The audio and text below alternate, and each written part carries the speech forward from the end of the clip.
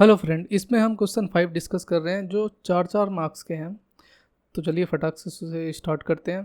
Transient and volatile modifiers, ये होता क्या है? चलिए देखते हैं इसको। देखिए, transient used to indicate that field should not be serialised to prevent the field from being saved और restore when object is serialised.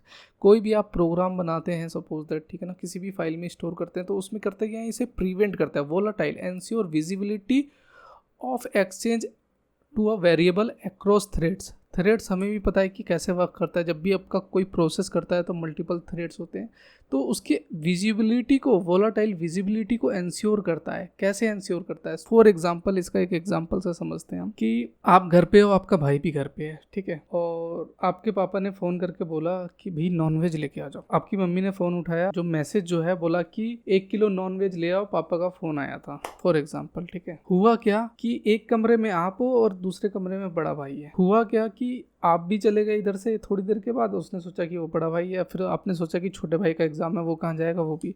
तो आपने करा क्या कि 1 केजी मटन आप भी लेके आ गए, 1 केजी भाई भी लेके आ गया, दोनों लेके आ गए। तो यहाँ पे दोनों थ्रेड चले।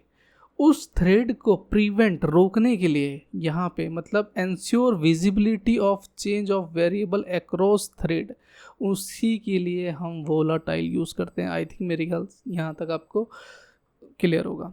फीचर देख लेते हैं। Transient volatiles, serialisations, multi threads. Effect क्या? ऑब्जेक्ट स्टेट और वेरिएबल विजिबिलिटी। यहाँ पे येस है और ट्रांसेंट वोलाटाइल नो है, एक्सक्लूडिंग ड्यूरिंग सीरियलाइजेशन। नेक्स्ट हम अपना इसका बी देख लेते हैं, क्या कह रहा है यहाँ पे। Object serialisation. ऑब्जेक्ट सीरियलाइजेशन क्या है? जिस तरह आप कोई भी ऑब्जेक्ट है उसको हम बनाते हैं तो बाइट में वो कन्वर्ट करता है। क्यों? क्योंकि आपका फाइल जो है ईजिली दूसरे जेवीएम मशीन को आराम से रिट्रीव कर सके, कम्युनिकेट कर सके, ठीक है ना। मतलब प्रिसिस्टेड, मतलब एक बनाए रखे एक ऑब्जेक्ट में, मतलब अपना मशीन कोड में, सो दैट कि हम आसानी से रिट्रीव करके उसे मॉडिफाई कर सकें। वही है ऑब्जेक्ट सीरियलाइजेशन। Exception handling. कोई भी अगर मान लो 1000 लाइन की हमने प्रोग्राम बनाया, अगर बीच में कुछ ऐसा हमने कमांड दे दी जो वो इलीगल है, वो उस चीज़ को मतलब प्रिवेंट मतलब कर ही नहीं पाएगा, तो उसके लिए हम करते क्या है कि एक्सेप्शन ट्राई और कैच ब्लॉक का यूज़ करते हैं। जो हमारे में करता क्या है, it helps in managing error, debugging and maintain code. Abstract class. Abstract class एक ऐसी क्लास जिसका कोई इम्प्लीमेंटेशन होता ही नहीं है। तो यहाँ पे क्वेश्चन आता है कि हम एब्स्ट्रैक्ट क्लास बनाते क्यों है? फिर उसके पीछे रीज़न है। सपोज दैट, मैंने पहले भी बता रखा है कि अगर मान लो आप घर पे हो तो पापा आते हैं ऑफिस से, तो पापा कहते हैं बेटा 1 गिलास पानी दो, तो आप पानी दे सकते हो। तो पापा ने क्या करा, आपको ऑर्डर दे दिया। अगर मान लो पापा घर पे है संडे के दिन, आप कहीं बाहर से आते हो, तो क्या पापा को आप बोलोगे कि पापा 1 गिलास पानी ला के दो? मारेंगे जूता एकदम। समझ रहे हो ना। तो इसीलिए कुछ चीज़ें ऐसी होती है जिसका हम ऑब्जेक्ट उसको इंस्ट्रक्शन दे ही नहीं सकते, लेकिन उसके इंस्ट्रक्शन से, मतलब उसके बिहेवियर से, मतलब उसके नाम से हम यूज़ कर सकते हैं। जैसे पापा का नाम यूज़ करके, अरे पापा ने 1 किलो मटन मंगाया, लाओ जी दे दो। तो हाँ, उनका नाम, बिहेवियर, हमने जो भी है उनका नाम यूज़ करके हमने कर लिया।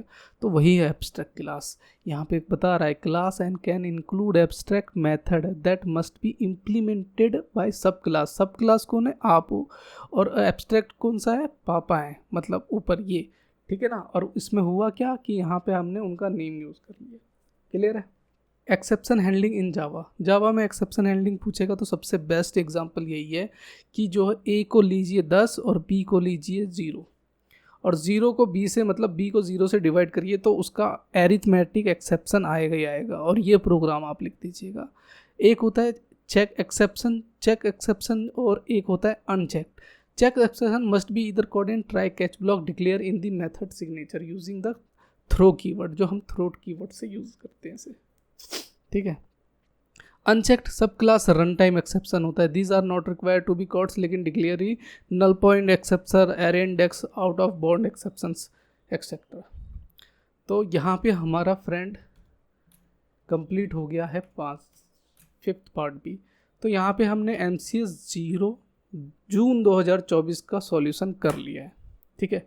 तो ये प्लेलिस्ट आज हमारी पूरी कंप्लीट हो गई है। कोई भी डाउट, कोई भी कुछ भी होगा तो आप मेरे को कमेंट करिएगा, मैं डेफिनेटली उसका रिप्लाई करूँगा। अपने फ्रेंड के साथ ज़रूर शेयर करिएगा। चैनल पे नए हैं तो सब्सक्राइब करिएगा आप।